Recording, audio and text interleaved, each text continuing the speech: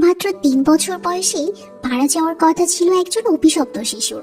তার জন্মই হয়েছিল অশুভ শক্তি দিয়ে, কিন্তু সবাইকে অবাক করে দিয়ে একদিন সেই হয়ে উঠল পুরো দুনিয়ার হিরো। কিভাবে সম্ভব হলো এমন এক অলৌকিক পরিবর্তন, আর কেনই বা তার জন্মেই জুড়ে দেওয়া হয়েছিল মৃত্যু ভিত্তিক এমন এক অভিশাপ? আজ বলবো সেই রহস্য ঘেরা সিনেমা নিঝার কথা। চলুন দেরি না করে ঢুকে পড়ি মূল কাহিনীতে। এই মুভি শুরু হয় আগুন ও বরফ থেকে জন্ম নেওয়া একটা পাথরের মাধ্যমে। আসলে এই পাথরটা স্বর্গ আর নরকের মাধ্যমে সৃষ্টি হয়েছে। এই পাথরের ছিল দুই ধরনের শক্তি, ভালো আর মন্দ। পাথরটার খারাপ শক্তির কারণে ওটা পৃথিবীর সমস্ত শক্তি নিজের ভিতরে শোষণ করতে শুরু করে, যা পৃথিবীর সবার জন্য ছিল খুবই বিপজ্জনক। এই দৃশ্যটি বিশ্বের সবচেয়ে বড় জাদুকর দেখতে পান এবং সে তার দুইজন শিষ্যকে সেই পাথর ধরার দায়িত্ব দেন। কিন্তু এত শক্তিশালী পাথরের সামনে তারা কি বা করতে পারত? তারা পাথরটার সাথে লড়াই করে হেরেই যাচ্ছিল। তখন সেই মহান জাদুকর নিজেই সেই পাথর ধরতে আসেন তার জাদু দিয়ে। তিনি সেই পাথর ভেঙে দুই ভাগ করে ফেলেন, যার মধ্যে একটি পাথর ছিল ভালো, যাতে স্বর্গীয় শক্তি ছিল, মানে ভালো শক্তি, আর অন্যটি ছিল মন্দ পাথর, যাতে ছিল দুষ্ট শক্তি। সে এই দুটি পাথর একজন ব্যক্তি, যার নাম ছিল তিয়ানজুন, তার হাতে তুলে দেন এবং বলেন, আমি এই লাল রং এর খারাপ পাথরের ওপর একটা অভিশাপ দিয়ে দিয়েছি। তা হলো 3 বছর পর বজ্রপাতের কারণে এই পাথরটি ভেঙে যাবে। অন্য যে পাথরটি আমি তোমাকে দিয়েছি তা তোমাকে রাজপুত্রের শরীরে বসিয়ে দিতে হবে। যদি তিয়ানজুন তার এই কাজ ঠিকভাবে করতে পারে, তাহলে সে জাদুকরের কাছে অনেক বড় একটা পদ পাবে। তিয়ানজুনের সাথে থাকা তার বন্ধু এটা দেখে খুব ঈর্ষান্বিত হয়ে পড়ে, কারণ এই কাজটা সে নিজেও করতে চাচ্ছিলেন। এরপর থেকে সে তিয়ানজুনকে ঘৃণা করতে শুরু করে এবং তাকে একটা শিক্ষা দিতে চায়। তিয়ানজুন পাথর নিয়ে রাজপ্রাসাদে যাওয়ার আগেই সে রাজপ্রাসাদে পৌঁছে গিয়ে ভালো পাথরটি চুরি করে নেয়, আর খারাপ পাথরটি রানীর শরীরে প্রবেশ করিয়ে দেয়, যার ফলে জন্ম নেয় একটা খারাপ শিশুর। সেই শিশুটির মন্দ শক্তির কারণে জন্মের পর থেকে সে গ্রামে ধ্বংস ডেকে আনে। তিয়ানজুন এটা দেখে খুব কষ্ট পায়, কারণ তার গুরু যে দায়িত্ব তার উপর দিয়েছিলেন সে তা পূরণ করতে পারেনি। এই জন্য সে একটা পরিকল্পনা করে, আর সে তার জাদু দিয়ে এমন একটি হার তৈরি করে যাতে নতুন শিশুটি, মানে যার নাম ছিল নিজা, তার সমস্ত শক্তিকে নিয়ন্ত্রণ করতে পারে। তাছাড়া সে তখনই আবার নিজেকে মেরে ফেলতেই যাচ্ছিল, কিন্তু রানী তাকে বাঁচিয়ে দেয়, কারণ বাচ্চাটি যেমনই হোক সে তো ছিল তার নিজের সন্তান। তিয়ানজুন রানীকে বলে, যদি আমরা ওকে বাঁচিয়ে রাখি তাও সে 3 বছর পর ঠিকই মারা যাবে, কারণ একজন মহান জাদুকর তাকে অভিশাপ দিয়ে দিয়েছে। রাজা বলেন, ঠিক আছে, তুমি চিন্তা করো না, আমি আমার ছেলের অভিশাপ সেই জাদুকরের থেকে সরিয়ে নিব আর নিজেকে সাধারণ লোকজনের থেকে দূরে রাখবো। এরপর দেখানো হয় সেই খারাপ লোকটিকে, যে সমুদ্রের গভীরে একটা বিশেষ জায়গায় পৌঁছায় সেই ভালো পাথরটি নিয়ে। এই বিশেষ জায়গায় সব ড্রাগনদের বন্দি করে রাখা হয়েছিল। লোকটি সেই ভালো পাথরটা ড্রাগনের ডিমের সঙ্গে মিশিয়ে দেয়, কারণ এই পাথরের মধ্যে অনেক ভালো শক্তি ছিল, তাই এর মাধ্যমে জন্ম নেয় একটা ভালো শিশু। এদিকে নিজের বাবা অর্থাৎ রাজা স্বর্গে গিয়েছিলেন তার ছেলের অভিশাপ মুক্ত করার জন্য। সেখানে গিয়ে সে জানতে পারে যে কোনো অভিশাপই একবার দিয়ে দিলে তার দূর করা যায় না। এদিকে পৃথিবীতে সবাই নিজের সম্পর্কে জানতো, এমনকি ছোট ছোট শিশুরাও নিজের হাত থেকে বাঁচার জন্য অদ্ভুত অদ্ভুত সব উপায় বানিয়েছিল, যার সাহায্যে তারা নিজেকে মেরে ফেলতে চাইতো। এটা স্পষ্ট ছিল যে বড় থেকে ছোট সবাই নিজেকে ভয় পেত। নিজেকে একটি জাদুর ব্যারিকেডের মধ্যে রাখা হয়েছিল। এই জাদুর ব্যারিকেড তার প্রাসাদের চারপাশে দেয়া ছিল। নিজের উপর নিষেধাজ্ঞা ছিল সে যেন কখনো জাদুর ব্যারিকেড থেকে বের না হয়। কিন্তু একদিন রানী অর্থাৎ তার মা বাইরে যাওয়ার পর নিজা সেই জাদুর ব্যারিকেড ভেদ করে বেরিয়ে আসে এবং শহর জুড়ে তাণ্ডব চালাতে শুরু করে। সেই শহরে থাকা সব মানুষকে বিরক্ত করতে থাকে। তাছাড়া শহরের বাচ্চাদের নিজেকে মেরে ফেলার যে পরিকল্পনার কথাও সে জেনে যায়। প্রচন্ড রাগ নিয়ে সে উল্টো সেই বাচ্চাগুলোর অবস্থা নাজেহাল করে দেয়, যাতে সব বাচ্চার জীবন ঝুঁকিতে পড়ে যায়। যখন তিয়ানজুন জানতে পারে নিজা জাদুর ব্যারিকেড ভেদ করে বেরিয়ে এসেছে এবং নিজার জন্যই অনেক শিশু বিপদের মধ্যে রয়েছে, তাই সে এসে দ্রুত সেই বাচ্চাদের জীবন বাঁচিয়ে নেয়। তিয়ানজুন তার দুষ্টুমিগুলো দেখে সিদ্ধান্ত নেয় নিজেকে সে জাদু শেখাবে, যাতে নিজের মনোযোগ অন্যদিকে চলে যায়। এদিকে নিজা খেলতে খেলতে একটা মানচিত্র দেখতে পায়। না বুঝে মানচিত্রটাতে হাত দিতে সে খুব সুন্দর জাদুতে ঘেরা একটা জগতে পৌঁছে যায়। সেখানে নিজার সঙ্গে দেখা হয় তিয়ানজুনের, যে একটা জাদুর তুলি নিয়ে তাকে কিছু জাদু দেখায়, আর জাদুর মাধ্যমে সেই পুরো জায়গাটা ঘুরিয়ে দেখায়। তিয়ানজুন বলে, আমি তোমাকে এই সব জাদু শেখাবো। সে নিজাকে আরো বলে, জাদু আসলে কোনো সত্য প্রকাশ করে না, জাদু এক ধরনের ভ্রম তৈরি করে, যা শুধুই এক ধরনের মিথ্যা ফাঁদ। এমনকি তিয়ানচুন এরকম অনেক ধরনের জাদু নিজাকে করেও দেখায়। এরপর সে নিজাকে একটা মন্ত্র শেখায় যাতে নিজা ও জাদুর ভ্রম তৈরি করতে পারে। শুরুতে নিজা কিছুতেই পারছিল না, কিন্তু পরে সে তার জাদু দেখায় আর সেখানে থাকা পশুদের জাদুর ভ্রম তৈরি করে দেখায়। সে একটা ব্যাঙকে নিজের শরীরের রূপে রূপান্তর করে পানিতে ফেলে দেয়, যা দেখে রানী খুব কষ্ট পায়। সে ভেবেছিল তার ছেলে হয়তো পানিতে ডুবে মারা গিয়েছে। তখন তিয়ানচুন সেই দেহটি পানি থেকে তুলে আনে। পরে দেখা যায় সেটা ছিল কেবল একটা বিষাক্ত ব্যাঙ, আর নিজার মা হলো সে নিজেই, মানে নিজা। তিয়ানচুন অবাক হয়ে যায় এটা দেখে যে ছোট্ট নিজা পশুদের উপর কি ভয়াবহ ভ্রম তৈরি করেছে। তাছাড়া নিজা তো তাকেও বোকা বানিয়েছে। যাই হোক, তার কাজ তো এখানেই শেষ নয়, তাকে নিজাকে একটা বড় ড্রাগনের সঙ্গে লড়াই করাও শেখাতে হবে। তিয়ানচুন চলে গেলে নিজার মা তাকে বলে, আমি জানি তুমি চাও সবাই তোমাকে ভালোবাসুক, আর তারা তখনই তোমাকে ভালোবাসবে যখন তুমি তাদের জীবন সেই বড় ড্রাগনদের হাত থেকে বাঁচাতে পারবে। তখন তারা বুঝবে তুমি তাদের কোনো না কোনো উপকারে এসেছো। এই কথা শুনে নিজা খুব উত্তেজিত হয়ে যায় আর বলে, আমি তাদের ড্রাগনের হাত থেকে অবশ্যই বাঁচাবো, কিন্তু সবাই তো ভাবে আমি একটা ড্রাগন। তখন নিজের বাবা তাকে শান্ত করার জন্য একটা মিথ্যা কথা বলে দেয়। সে বলে, তুমি একটা স্বর্গীয় মুক্তর কারণে জন্মেছ, এজন্যই তোমার এত শক্তি, কিন্তু মানুষ তোমাকে মেনে নেবে না যতক্ষণ না তুমি তাদের জন্য কিছু করবে। এই কথা শুনে নিজা অনেক কনফিডেন্স পায়। সে কঠোর পরিশ্রম শুরু করে। এরপর তার কাছে মনে হয় সে অনেকগুলো মাস ধরে জাদুর প্রশিক্ষণ নিচ্ছিল। এমনকি প্রশিক্ষণের পরে সে অনেক ড্রাগনকে মেরেও ফেলতে পারে। কিন্তু দেখা যায় এই সময়টা আসলে মাস নয়, বরং ছিল মাত্র কয়েকটা দিন। আর নিজা যেসব ড্রাগনের সঙ্গে লড়েছিল সেগুলো ছিল আসলে জাদুর ভ্রম, অর্থাৎ সে তার কল্পনার মধ্যেই লড়াই করছিল। আর সময়টাও ছিল ভ্রম দিয়ে তৈরি। তার গুরু মানে তিয়ানচুন তাকে বলে, তুমি শুধু ড্রাগনই মারো নাই, অনেক মানুষকেও মেরে ফেলেছো। তোমার কাজ হলো ড্রাগন মারা, মানুষ নয়। নিজা বলে, ঠিক আছে, কিন্তু আমি তো সত্যিই কোনো মানুষ মারিনি। এই পুরো লড়াইটাই তো আমার কল্পনার মধ্যে ঘটেছে। কিন্তু সত্যি বলতে এই কল্পনার লড়াইটাই ছিল তার আসল যুদ্ধে যাওয়ার প্রশিক্ষণ। যাই হোক, এরপর রাজা তার ছেলে নিজার কাছ থেকে প্রশিক্ষণের সময় দেওয়া জাদুর অস্ত্রটি ফিরিয়ে নিতে যায়, কিন্তু ফেরত দেওয়ার সময় নিজা তার গুরুর মানে তিয়ানচুনের জাদুর তুলিটা চুরি করে ফেলে। তারপর সেই তুলি দিয়ে একটা পোর্টাল খুলে সেই জগৎ থেকে সে পালিয়ে কোথাও অন্য একটা জগতে চলে যায়, যেখানে তার দেখা হয় একটা অদ্ভুত ড্রাগনের সঙ্গে। নিজা তো অনেক দুষ্ট ছিল। সে নিজের শক্তি দেখাতে গিয়ে ড্রাগনের সঙ্গে লড়াই করতে চাচ্ছিল, কিন্তু ড্রাগনটা ছিল অনেক চালাক। ড্রাগনটা পানিতে রূপান্তরিত হয়ে পানির মধ্যে ফিরে যায় এবং বলে, কেউই আমাকে পানির মধ্যে খুঁজে পাবে না। এমনকি যেতে যেতে পথে সেই ড্রাগন একটা মেয়েকেও ধরে ফেলে খাওয়ার জন্য। নিজা মেয়েটিকে বাঁচাতে চায়। সে ড্রাগনকে আগুন দিয়ে আক্রমণও করে, কিন্তু ড্রাগন মরার বদলে পুরো গ্রামটাই ধ্বংস হয়ে যায়। সেই সময় হঠাৎ সেখানে এন্ট্রি নেয় সেই ভালো ছেলেটি, যে তৈরি হয়েছিল ভালো মুক্ত থেকে। সে আসতেই সব পানি বরফে পরিণত করে দেয়, যার ফলে ড্রাগন আর পানির মধ্যে পালাতে পারে না। সেই ভালো ছেলেটি ড্রাগনের সঙ্গে লড়াই করে ছোট্ট মেয়েটিকে বাঁচিয়ে ফেলে, যা দেখে নিজা আরো রেগে যায়।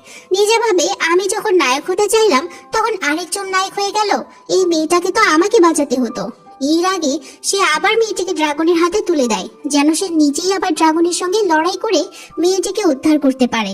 কিন্তু ড্রাগনের সঙ্গে লড়াই করার আগেই নিজা সেই ভালো ছেলেটির সঙ্গে লড়াই শুরু করে এবং লড়াই করতে করতেই তার মুখোশ খুলে ফেলে দেয়। তখন নিজা বুঝতে পারে সেই ভালো ছেলেটি তো মানুষই নয়, বরং সে নিজেই ছিল একটা ড্রাগন।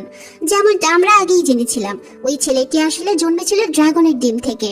এখন সেই ভালো ছেলেটিও বুঝে যায় এই ছোট্ট ছেলেটি অর্থাৎ নিজা সাধারণ কেউ নয়, তার মধ্যে রয়েছে এক ধরনের অদ্ভুত শক্তি। তাদের দুজনের লড়াইয়ের সুযোগে অদ্ভুত ড্রাগনটি তাদের দিকে তার মুখ থেকে অসংখ্য বুদবুদ ছুড়ে দেয়, যেগুলোর স্পর্শে যে কোনো কিছু পাথরে পরিণত হয়ে যেত। নিজা তো এই ব্যাপারে কিছুই জানতো না, আর সে এরকম বাবল খুব পছন্দ করত। এই জন্য সে একটা বাবল স্পর্শ করে, কিন্তু বাবলে হাত দিতেই তার একটা হাত পাথরে পরিণত হয়ে যায়। ঠিক তখনই সেই দানবটি ওই ছোট মেয়েটিকে গিলে ফেলে। এটা দেখে ভালো ছেলেটি তার সমস্ত শক্তি ব্যবহার করে সেই বাবল থেকে নিজেকে রক্ষা করে দানবটির পেটে আঘাত করে, যার ফলে মেয়েটি তার পেট থেকে বেরিয়ে আসে। কিন্তু ড্রাগনের বিষের কারণে ভালো ছেলেটির পুরো শরীর আর ওই মেয়েটি সহ একসাথে পাথরে পরিণত হয়ে যায়। তবে ভালো ছেলেটির একটা চোখ শুধু পাথর হওয়া বাকি ছিল। তো নিজা এটা দেখে ওদের দুজনকে সাহায্য করতে এগিয়ে যায়, কিন্তু সেই খারাপ ড্রাগনটি চারপাশে তার নোংরা বাবল ছড়িয়ে দিচ্ছিল। নিজাও ছিল খুব চালাক, সে হার মানার ছেলেই ছিল না।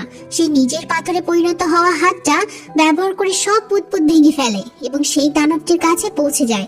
ফাইনালি ড্রাগনটাকে হারানোর পর সে নিজার কাছে হার মেনে নেয়। এমনকি সে নিজাকে একটা ঔষধ দেয়, যার সাহায্যে পাথরে পরিণত জিনিসগুলোকে আবার স্বাভাবিক করা যাবে। এই ঔষধের সাহায্যে নিজা সেই ভালো ছেলেটির প্রাণ বাঁচিয়ে দেয়। এইভাবে তারা বন্ধু হয়ে যায় এবং ড্রাগনটি নিজার কাছে ক্ষমা চেয়ে আবার পানির নিচে ফিরে যায়। এরপর ওরা দুজন একসাথে সেখানে অনেক খেলাধুলা করে। নিজারও খুব ভালো লাগে, কারণ জীবনে এই প্রথম কেউ তার সঙ্গে ঘন্টার পর ঘন্টা খেলেছে। কিন্তু এখন সেই ভালো ছেলেটির ফিরে যাওয়ার সময় হয়ে যায়। নিজে এতে খুব দুঃখ পায়, আর ভালো ছেলেটি তাকে একটা জিনিস দিয়ে যায়, যেটা বাজালে সে আবার তার সঙ্গে দেখা করতে পারবে। ভালো ছেলেটি এখন তার গুরুর ও তার বাবার মানে ড্রাগনের কাছে ফিরে যায় এবং বলে যে তার একজন খুব ভালো বন্ধু হয়েছে, তার নাম হলো নিজা। এটা শুনে তার গুরু তাকে অনেক বকাঝকা শুরু করে এবং বলে, তুমি তাকে বন্ধু বানাতে পারো না, সে তোমার শত্রু, তোমাকে তাকে মারতেই হবে। তুমি জন্মেছো একটা ভালো মুক্ত থেকে, আর সে জন্মেছে একটা খারাপ মুক্ত থেকে। কিন্তু ছেলেটি বলে সেই ছেলেটি একদমই খারাপ ছিল না, সে কাউকে মারতে চাইতো না, বিশেষ করে তাকে তো নয়ই, কারণ নিজেই তার জীবন বাঁচিয়েছিল। এই সময় ড্রাগনটি বলে, তুমি জানো ঈশ্বর আমাদের হাজার হাজার বছর ধরে এখানে বন্দি করে রেখেছেন, তুমি কি আমাদের কথা একবারও ভাববে না? অন্যদিকে দেখা যায় নিজের জন্মদিন, সবাই তার জন্মদিনে এসেছে, এমনকি সে তার বন্ধুকেও আমন্ত্রণ জানিয়েছিল। কিন্তু তার বন্ধু আসার আগেই তিয়ানচুনের সেই খারাপ সঙ্গীটি, যে একজন খারাপ জাদুকর ছিল, সে নিজাকে সব সত্য বলে দেয় যে সে জন্মেছে নরকের পাথর থেকে এবং তার সব শক্তি সেই নেকলেসে বন্দী রয়েছে, যেই নেকলেসটি সে এখন গলায় পড়ে আছে। শুধু তাই নয়, সে এটাও বলে আজই তার 3 বছর পূর্ণ হবে এবং সে মারা যাবে, কারণ তার উপর একটা অভিশাপ রয়েছে। এসব কথা শুনে নিজা প্রচন্ড রেগে যায় এবং গ্রামে ধ্বংস চালাতে শুরু করে। সে তার বাবা মাকে বলে, আমি সব সত্য জেনে গিয়েছি। সে তিয়ানচুনের ভাইয়ের শেখানো সেই জাদুর মন্ত্রের সাহায্যে নিজের নেকলেস ভেঙে ফেলে, যার ফলে সে পুরোপুরি একটা ড্রাগনে রূপান্তরিত হয়ে যায়। কেউই বুঝতে পারছিল না কিভাবে নিজেকে থামানো যাবে। তখন তিয়ানচুন তার সেই নেকলেস খুঁজতে শুরু করে, কিন্তু নেকলেসটি এখন তার সেই সঙ্গীটির কাছে রয়েছে।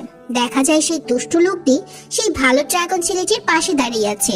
সে ভালো ছেলেটিকে শেখায়, যখন তিয়ানচুন রাগের বশে তার বাবা মাকে মেরে ফেলবে, তখন তুমি সেখানে গিয়ে সবাইকে রক্ষা করবে এবং সবার চোখে হিরো হয়ে উঠবে, আর নেজাকেও শেষ করে দেবে।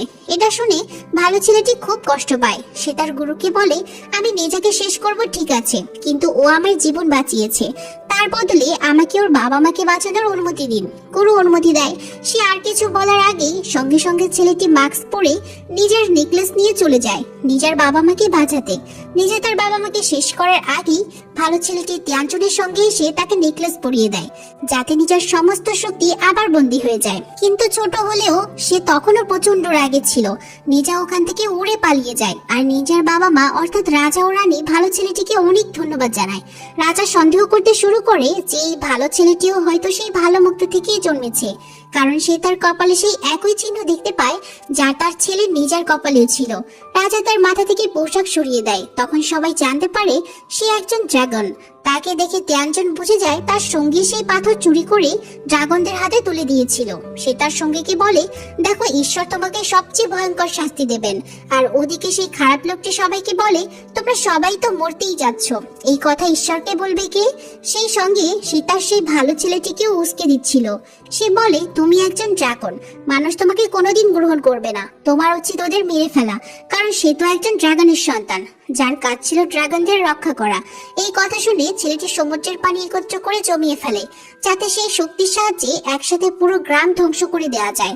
অন্যদিকে নিজেকে প্রচন্ড কাঁদতে দেখা যায়। তার খুব মন খারাপ ছিল, কারণ কেউ তাকে ভালোবাসে না। ঠিক তখনই তার গুরুর দেয়া একটা উপহার তার সামনে আসে এবং তাকে সত্যিটা দেখায়। যে সবাই তাকে আসলে কতটা ভালোবাসে। সে জানায় তোমার অভিশাপ মোচন সম্ভব হয়নি, কিন্তু তোমার বাবা বুঝেছিলেন যে কেউ চাইলে তোমার বদলে সেই অভিশাপ নিতে পারে, তাই তিনি সেই অভিশাপ নিজের উপর নিয়ে নিয়েছেন। অর্থাৎ তুমি না, বরং তোমার বদলে তোমার বাবা মারা যাবেন।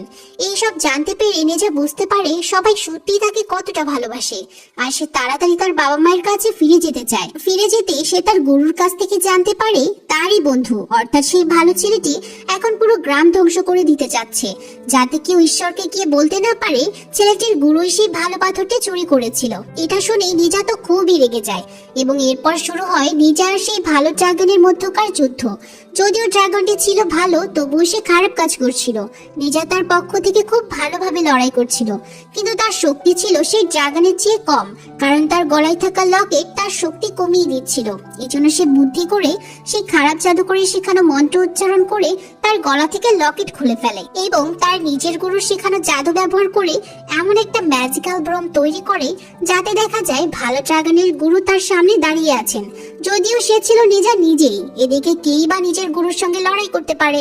এমন সময় সেখানে সত্যিকারের সেই খারাপ জাদুকরে চলে আসে।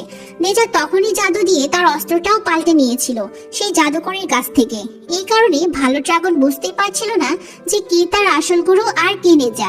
সে নিজার বদলে তার গুরুকেই মারতে শুরু করে। নিজাও ড্রাগনের গুরুকেই মারছিল। তো তিয়ানজুন চেয়েছিল এই ধ্বংস যেন শহর থেকে দূরে হয়, তাই সে আকাশে একটা ম্যাপ ওড়ায়, যার কারণে তারা একটা জাদুর জগতে পৌঁছে যায়। তিয়ানজুন চাচ্ছিলেন যেন সেই খারাপ জাদুকর আর ড্রাগনটিকে এই জগতে বন্দি করে বাস্তব জগতে ফিরে যেতে, কিন্তু বাস্তব জগতে পৌঁছানোর জন্য তাদের দরকার ছিল তিয়ানজুনের কাছে থাকা জাদুর সেই ব্রাশটি।